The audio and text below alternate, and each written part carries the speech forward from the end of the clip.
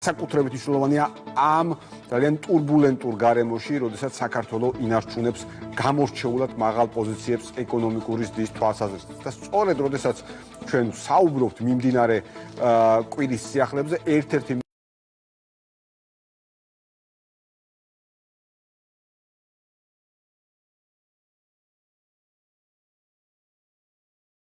მნიშვნელოვანი ნაწილი სწორედ ხვალ ფაქტობრივად დაფიქსირებული მაჩვენებლები, რომელიც ჩვენ გვაქვს მანამდე, მაგალითად პირველი კვარტლის მაჩვენებლები ან აპრილის 4 თვის მაჩვენებლები გვაძლევს იმის თქმის საფუძველს ვივარაუდოთ, რომ ეკონომიკური ზრდის ტენდენცია ყველა საპროგნოზო მაჩვენებელზე, მათ შორის საერთაშორისო სავალუტო ფონდის მაჩვენებელზე, ან ნებისმიერ საფინანსო ინსტიტუტის მაჩვენებელზე მაღალ პოზიციაზე რჩება, კიდევ უფრო მეტად მაღალ პოზიციაზე რჩება და რა თქმა უნდა, როდესაც ხშირად არის საუბარი თუ რაზე აისახება ეკონომიკური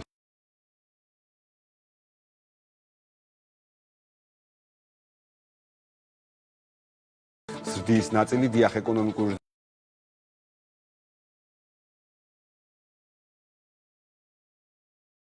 ჩვენ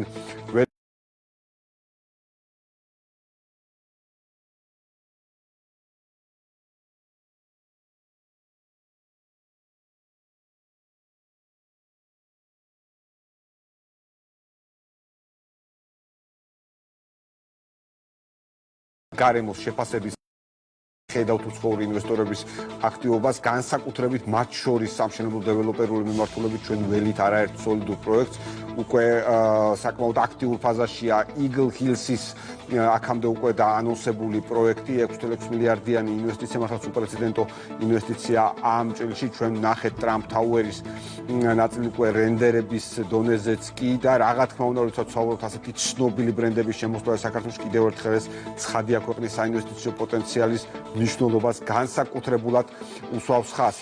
ცხადია პირდაპირ უცხოური ინვესტიციებს ჩვენ უყურებთ არა მხოლოდ ფინანსურ ნაწილში, არამედ სოდისა და გამოცდილების მიღების და გაზიარების მიმართულებით. და ამავდროულად უნდა აღინიშნოს, რომ მევახსენე საერთაშორისო სავალუტო ფონდის შეფასება ამ კუთხით საქართველოს ეროვნული ბანკის განსაკუთრებულად ძლიერი საქმიანობა. ვხედავთ ჩვენ ეროვნული ვალუტის კურს, ლარი, რომელიც მყარდება ამ პერიოდის განმავლობაში და ჩვენ გვახსოვს არაერთ სპეკულაციები ლარზე, რომელიც სრულად ფუჭი აღმოჩნდა და ეს ფაქტები დადასტურდა და ასევე რეზერვების სარეკორდო მაჩვენებელი, რომელიც სწორედ კიდევ ერთხელ ეროვნული ბანკის ძალიან სწორი პოლიტიკის შედეგია. სწორედ ეროვნული ბანკის მხრიდან ჩვენ ველოდებით მიმდინარე კვირაში რამოდენიმე საინტერესო ნაწილს, მათ შორის ველოდებით საერთაშორისო საინვესტიციო პოზიციებთან დაკავშირებული ინფორმაციებს და ამავდროულად უნდა აღინიშნოს, რომ ფინანსური სტაბილურობის ინდიკატორებს ვნახავთ ასევე მიმდინარე კვირის განმავლობაში. თუმცა დღეს გვინდა განსაკუთრებით მნიშვნელოვან საკითხზე ვისაუბროთ, რომელიც სწორედ საზოგადოებას ეხება და საქართველოს თითოეულ მოქალაქეს შეეხება, საუბარი შეეხება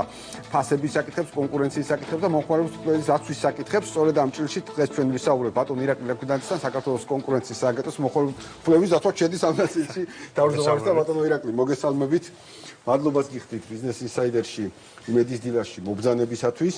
და პირველ რიგში თქვენთან ყოველთვის საინტერესოა საუბარი ძალიან ბევრ საკითხზე, ვინაიდან თქვენი მანდატი საქართველოს თითოეულ მოქალაქეს უშუალოდ ეხება, მაგრამ აუცილებლად მინდა დავიწყო გასული კვირის შუა ნაწილში გქონდათ ფასების პორტალის პრეზენტაცია, რომელიც როგორც ვიცი, საკმაოდ აქტიურად გაერშვა, ასე ვთქვათ, და მომხმარებლები საკმაოდ აქტიურად იყენებენ უკვე ამ დღეების განმავლობაში. თუ შეიძლება კიდევ ერთხელ რომ უთხრათ ჩვენს მაყურებელს, ზუსტად რა ნაწილს აერთიანებს პორტალი და რას მისცემს თითოეულ მოქალაქეს პორტალზე სტუმრობა, რა სარგებელს მიიღებს, ასე ვთქვათ, ამ გიორგი, მოგესალმები, ჩვენს მაყურებელს მივესალმები, მადლობა მოწვევისთვის. ჩვენ გასულ კვირას მოვახდინეთ პორტალის, საინფორმაციო პორტალის ikala.gov.gis პრეზენტაცია. ეს არის საინფორმაციო პორტალი, რომელიც ერთ სივრცეში თავს უყრის საოჯახო კალათის ძირითად სასურსათო პროდუქტებზე, იმ საუკეთესო შემოთავაზებებს, რომელიც საქართველოში მოქმედ სუპერმარკეტის ქსელებს გააჩნიათ თავიანთ ფიზიკურ სივრცეებში. თქვენ იცით, რომ საქართველოს პრემიერ-მინისტრის ინიციატივით და პარლამენტის სურსათის ფასების შემსწავლელი კომისიის დასკვნა იქნა მომზადებული, რომელმაც განსაზღვრა და შეაფასა FMCG სექტორი, განსაზღვრა მოკლევადიანი, გრძელვადიანი და საშუალოვადიანი მოქმედებები იმისთვის, რომ ზოგადად ფასწარმოქმნის ჯაჭვი იყოს უფრო ეფექტური და ღონისძიებები, რომელიც ხარ უნდა დაუჭიროს კონკურენციას. ამ მოკლევადიანი სტრატეგიის ნაწილი იყო, რომ მაღაზიებმა და ქსელებმა დაიწყეს საკუთარ სივრცეებში, ძირითად საბაზისო სასურსათო პროდუქტებზე მოქალაქეებისთვის შეთავაზება, საუკეთესო შემოთავაზებების, ეს შეიძლება იყოს ფასდაკლება, ან შეიძლება იყოს საუკეთესო ფასი, რომელიც მათ გააჩნიათ ქსელში, ანუ ხაზი მინდა გაუსვა. ორი ნაწილია. კი, შემოთავაზება გულისხმობს ფასდაკლებასაც და გულისხმობს ასევე ქსელში არსებულ საუკეთესო ფასსაც. და შემდგომ დღის წესრიგში დადგა და სააგენტოს დაევალა, რომ ქსელებში არსებული ეს შეთავაზებები მოხვედრილი იყო ერთ საინფორმაციო ელექტრონულ სივრცეში, სადაც მოქალაქეებს, მომხმარებლებს, მათ შორის ჩვენც შესაძლებლობა გვექნება, რომ 13 საბაზისო პროდუქციაზე, რომელიც მოხმარებაში საკმაოდ დიდი წილი უჭირავს, ეს არის რძე, შაქარი, მაკარონი, ქათმის ხორცი, კვერცხი და ესე შემდეგ.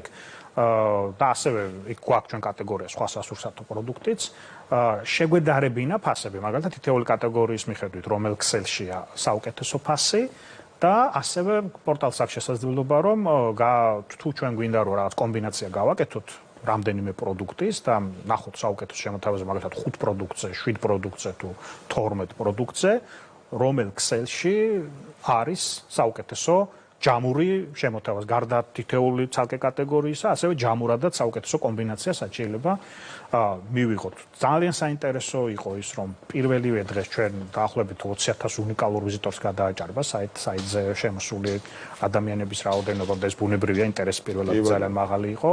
ჩვენ ამ პორტალზე ინფორმაციას ვიღებთ უშუალოდ ქსელებისგან. ამ ეტაპზე არის დაახლოებით 12 ქსელი და კიდე რამდენი იმის დამატებაზე მიმდინარეობს საუბარი. ანუ მასშტაბი რო წარმოვიდგინოთ, ეს 12 ქსელი და ზოგადად ორგანიზებული ბაზარი მთლიანობაში, ჩვენ ბუნებრივია იცით, რომ FMCG ბაზრის მონიტორინგსაც ვაკეთებთ, არის დაახლოებით მთლიანი FMCG ბაზრის დაახლოებით 65%. ანუ მასშტაბი საკმაოდ მოცვა საკმაოდ დიდი აქვს ამ ქსელებს და ეს წილი მზარდია ყოველწლიურად და ბუნებრივია ამ პორტალის აქტუალურობა ამ დინამიკის ფონზე კიდევ უფრო მნიშვნელოვანი. ხა რას მოგცემს ეს ჩვენ?